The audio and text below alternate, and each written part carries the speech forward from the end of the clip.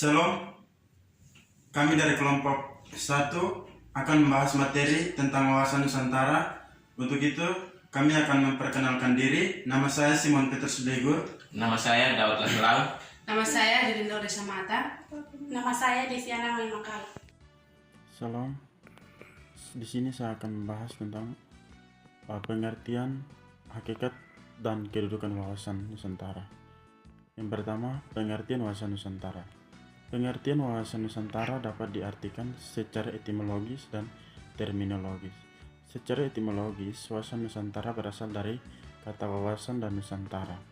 Wawasan berasal dari kata mawas yang dalam bahasa Jawa yang berarti pandangan, tinjauan, atau penglihatan atau melihat. Wawasan artinya pandangan, tinjauan, penglihatan, tangkapan indrawi. Wawasan berarti pula cara pandang, cara melihat. Nusantara berasal dari kata nusa dan antara.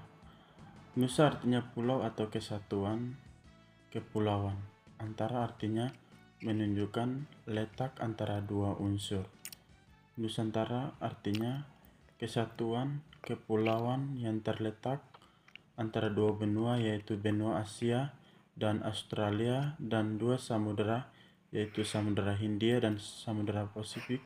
Secara terminologi wawasan Nusantara, hakikat wawasan Nusantara adalah keutuhan bangsa dan kesatuan wilayah nasional. Dengan kata lain, hakikat wawasan Nusantara adalah persatuan bangsa dan kesatuan bangsa, kesatuan wilayah.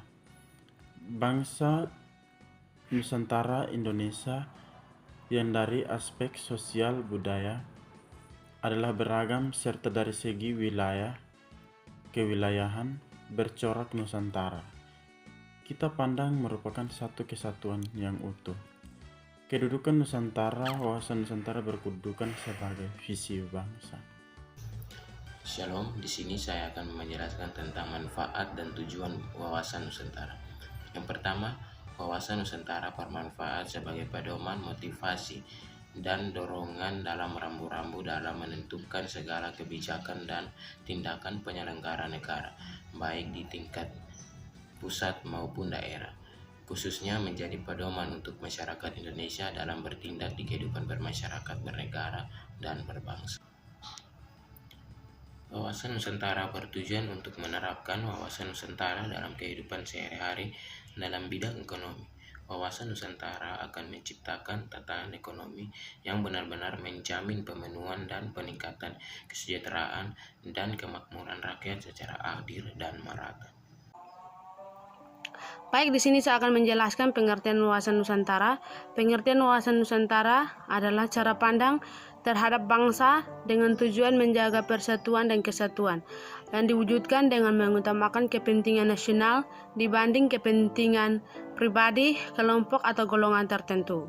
Wawasan Nusantara sendiri digunakan sebagai pedoman, motivasi, dorongan, dan rambu-rambu dalam menentukan kebijaksanaan, keputusan, tindakan dalam penyelenggaraan negara di tingkat pusat dan daerah maupun bagi seluruh rakyat Indonesia dalam kehidupan bermasyarakat, berbangsa, dan bernegara. Bangsa Indonesia memandang wawasan Nusantara sebagai visi dan perwujudan kebinekaan di Indonesia. Hakikat dari wawasan Nusantara yaitu menyatukan perbedaan dan batasan wilayah di seluruh Indonesia, sehingga dapat terwujud bangsa Indonesia yang bersatu dan utuh dalam mencapai tujuan nasional. Baik, di sini saya akan menjelaskan materi tentang tata laku wawasan Nusantara. Jadi, tata laku wawasan Nusantara merupakan interaksi antara wadah dan isi. Tata laku wawasan Nusantara juga mencakup dua segi, yaitu tata laku batinia dan tata laku lahiriah. Tata laku batinia mencerminkan jiwa, semangat, dan mentalitas yang baik dari bangsa Indonesia. Yang kedua, tata laku lahiriah. Tata laku lahiriah mencerminkan tindakan, perbuatan, perilaku dan dari bangsa Indonesia.